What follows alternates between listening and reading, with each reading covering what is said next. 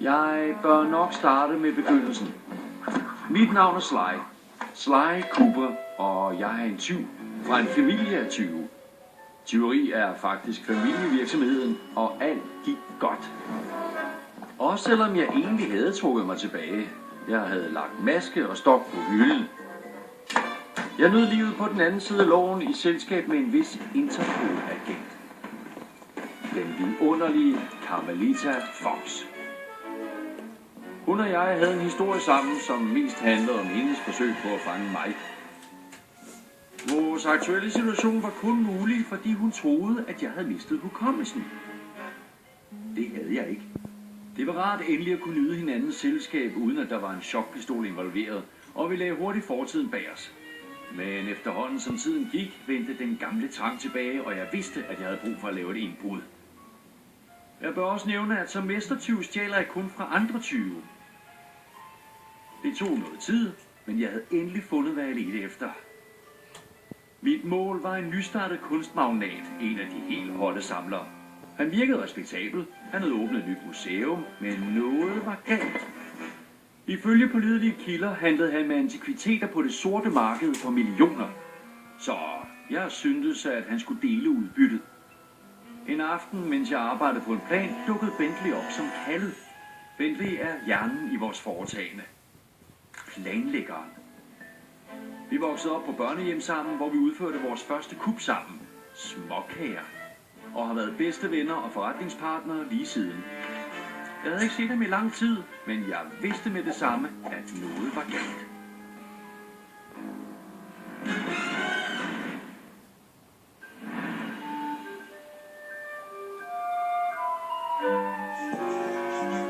Bentley havde også nydt sin ferie. Han havde opbygget et laboratorium på bunden med sin kæreste og mednørd Penelope.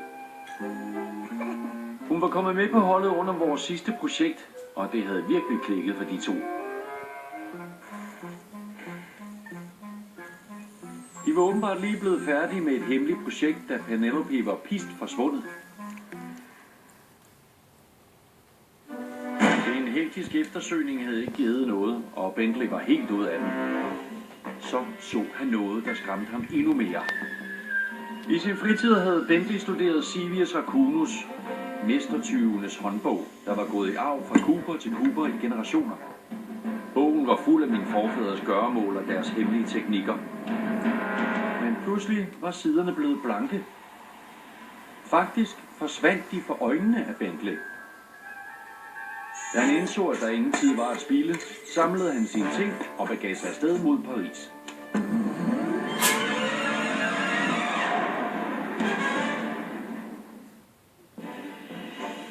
Bentley startede med at finde frem til Murray, tredje manden i vores trio.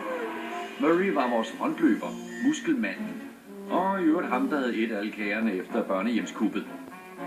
Hen over årene var vi tre blevet et uovervindeligt hold, og vi var mere som en familie end som en bande.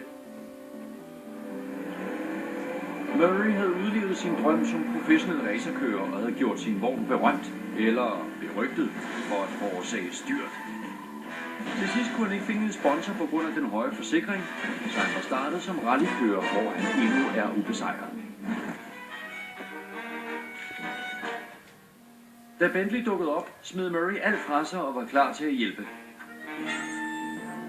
Særligt da Bentley forklarede, at Murrays vogn var afgørende for hele planen. Mens Carmelita var optaget af en ny opgave, greb jeg chancen og mødtes med gutterne i vores studiested i Paris. Bentley kastede sig ud i en af sine langvarige præsentationer og gav os det fulde og uhyggelige billede. En eller et eller andet var helt bogstaveligt i gang med at slette Coopers historie. Og Bentley mente, at vi kun kunne stoppe det ved, nemlig at rejse i tiden. Hans hemmelige projekt havde været at bygge en tidsmaskine. Og den havde han nu ombygget, så den kunne sidde i Murrays vogn. Vi skulle rejse tilbage i tiden, stoppe de ansvarlige og rette op på den skade, de havde forvoldt. Bentley forklarede, at den eneste hage var, at maskinen skulle bruge en genstand fra den periode, man rejste til. Vi vidste fra ændringerne i Civius Racunus, at vores første stop var det feudale Japan. Så her er vi. I færd med at stjæle en uvurderlig samurai-dakker fra det 17. århundrede fra netop det museum, jeg havde set på. Pudsigt som tingene kunne udvikle sig.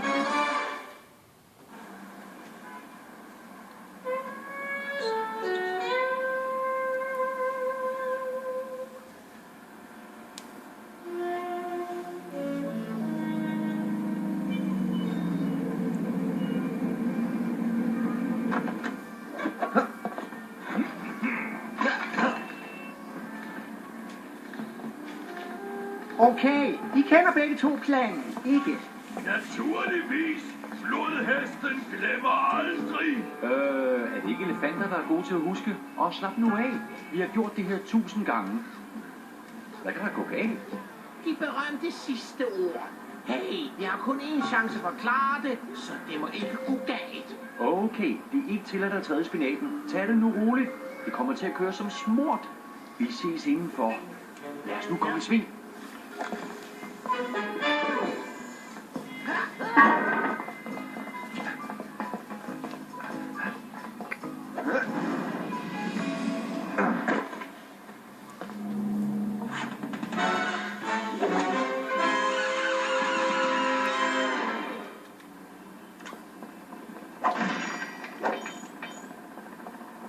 Wow!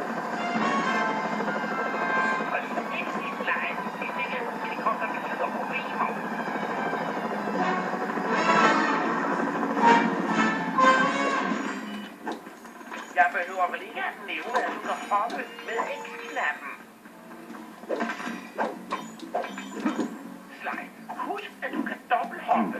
Bare hop og tryk på X-knappen igen, imens du er i luften. Nemlig, bare et af mine mange talenter.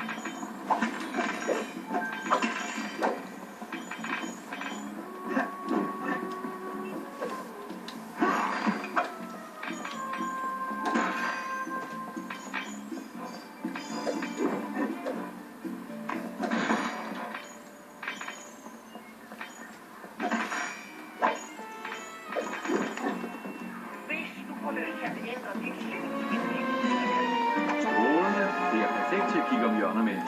tryk på cirkelknappen, imens du råber og interagerer med de blokkliperne genstande. Nu husker jeg. Det er sådan, jeg laver nogle af mine bedste tricks. Undgå de helikoptere, Sly. Hvis de siger, at du er færdig.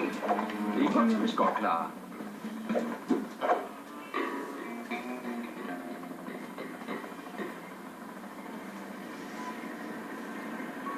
Hey Bentley, havde Murray planlagt at surfe lastbiler eller hvad?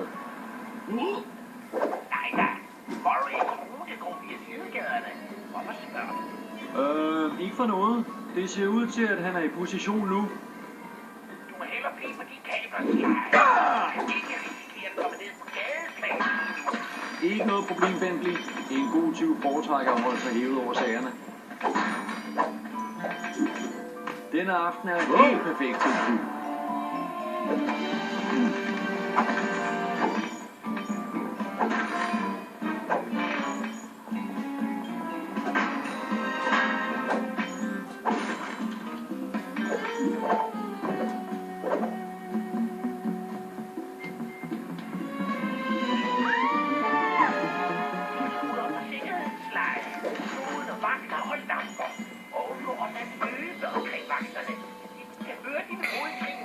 Jeg lover at være et spøgelse.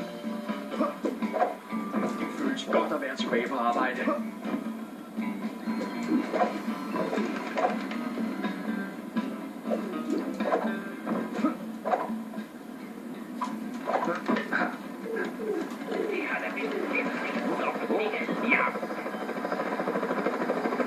Okay, det var for tæt på.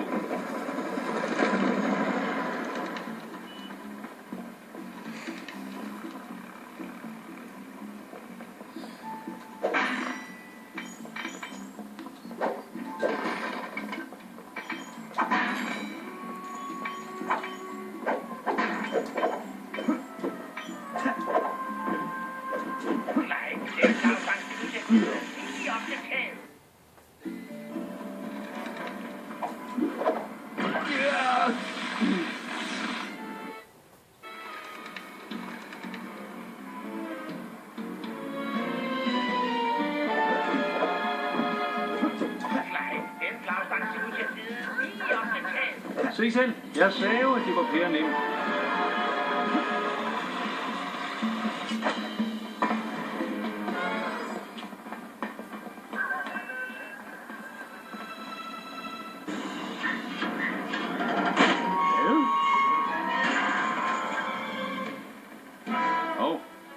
Jeg er vist lidt ud af træning.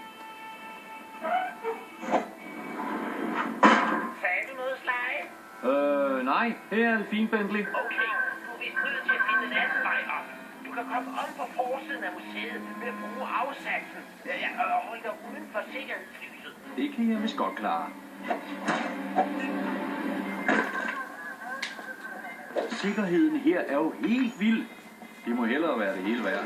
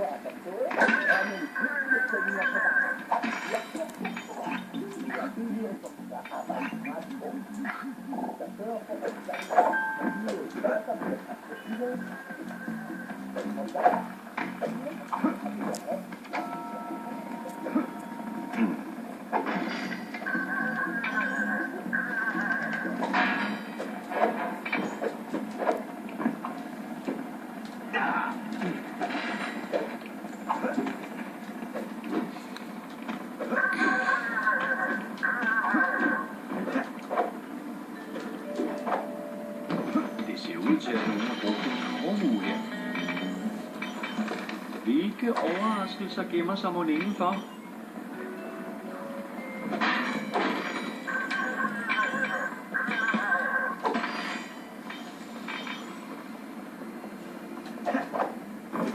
Forsigtig, det er tilfældigt tag. Hold dig op bag ham.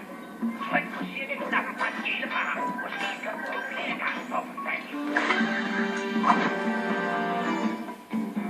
Sniangreb uden at tilsige sig op fra hans lejr.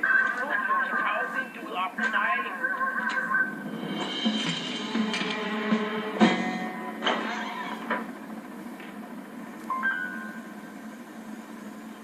Okay, Bentley. Jeg er fremme. Sig til, når du slukker for sikkerhedssystemet. Så, tålmodig, Sly. Ikke hunse, men kunstner. Jeg er ved at indkode et hackermesterværk.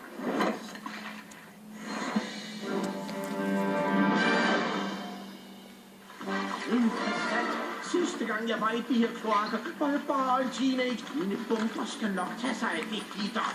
Jeg anbringer en ved, det var nu sjovt dengang.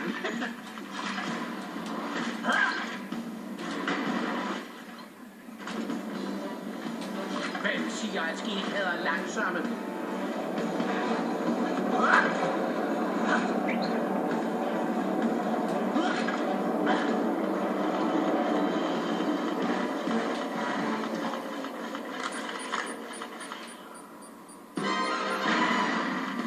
Det er en stor spring. Jeg må hellere bruge min rygraket. Hvis jeg hopper bagefter, holder X-knappen nede, mens jeg er i luften, vil jetmotoren få mig langt omkring. Mange tak, teknologi. Alle tiders platform er blokeret. Jeg er nødt til at rydde den med en bombe. Hvis jeg trykker overholder bare en fuldtager. Hvis jeg skvatter i det beskidte vand, så køber jeg den lille skjold.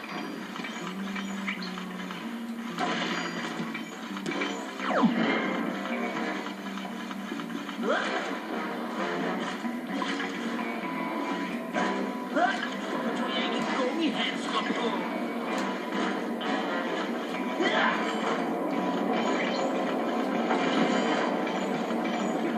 Selvfølgelig mit diagram af kontrolrummet lige under mig. Jeg skal bare finde en vej ind. Mit sprængstoffer skulle nok kunne køre. Voila! Smart smutvej.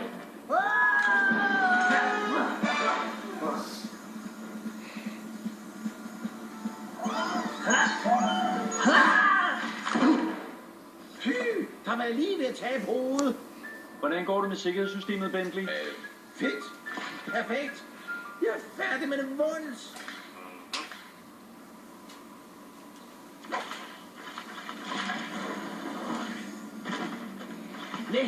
på Sly-kloaktjenesten.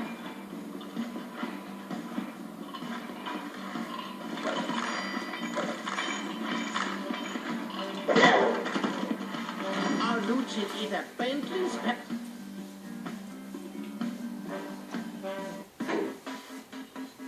Halløj, gamle ven. Vi skal nå den centrale dockingport før sikkerhedskoden skyller os ud af systemet.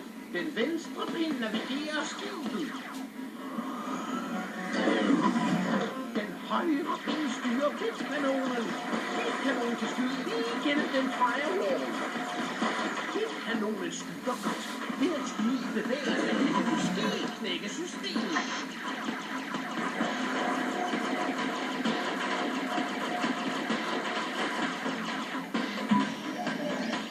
Denne datanøgle burde passe noget. For hulen, den her firewall er for stærk. Kanonen, hvis jeg bruger den opgraderingsplads, kan jeg aktivere min panser. Ja da, så er det sådan med styrene, baby. De knopper skal nok smadre den firewall. Sikkerhedskoden, jeg kan enten undgå eller smadre den.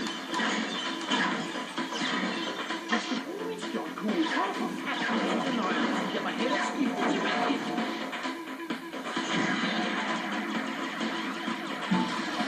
Jeg skal nok kunne klare det. Nu kan vi forbinde skibet.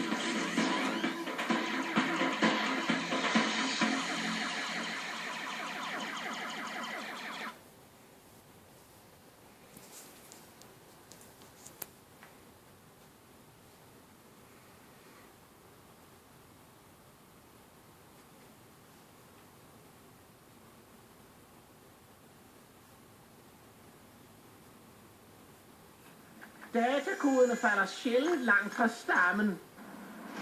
Okay, Murray. Tur. Murray er altid klar, Bentley.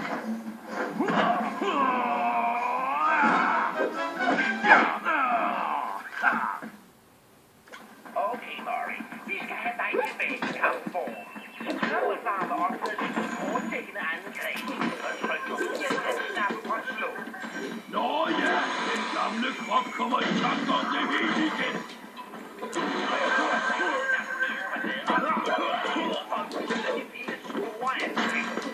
Ja, ingen kan modstå den lyserøde tornado.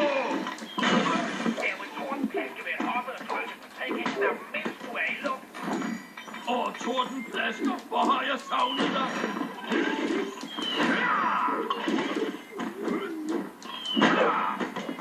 Lad slåskampen begynde! Okay, så frem til dette rand. Klar alle vagterne, før jeg kan åbne porten. Vi må hellere række efter forstærkninger.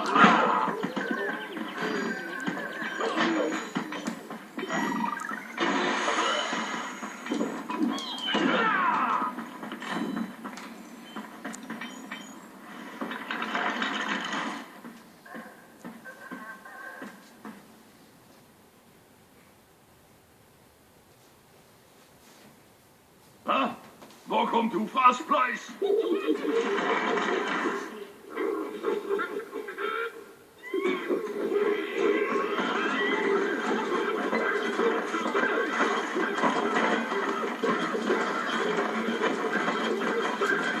Kom så, jeg havde håbet på en hård kamp.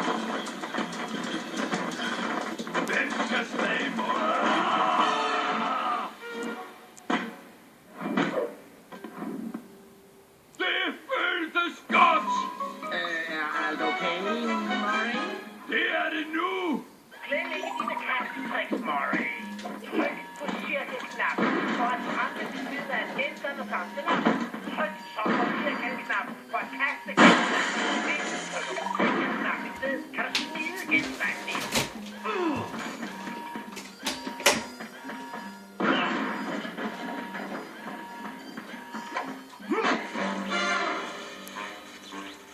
Okay, Sly.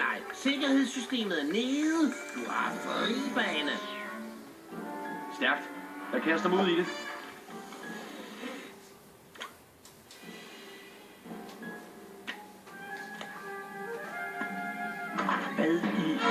vel ikke, at du kunne slippe afsted med? Gjorde du, Haletrold?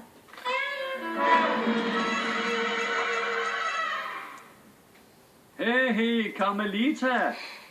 Pudsigt at møde dig her. Sly Cooper, din uforbederlige, løgnagtige tyv. Jeg låser dig inde for evigt. Beklager, det må blive en anden gang. Jeg ringer til dig. Cooper! God aften, her er Sly Cooper. Jeg vil gerne bestille et lift. Nej, men hold nu op med at lave sjov og kom herned. Venter i vognen og er klar til at rulle. Au revoir. Lad os komme i gang. Spænd selerne, drenge! Jamen, ligesom vi så sad over efterløb.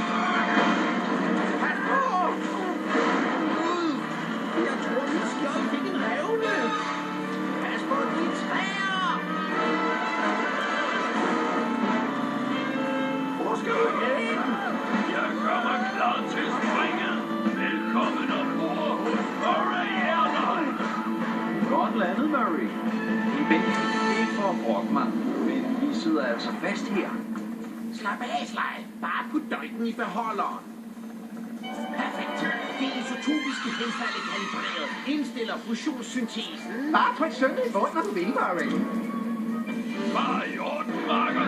Selv ikke far, Murray.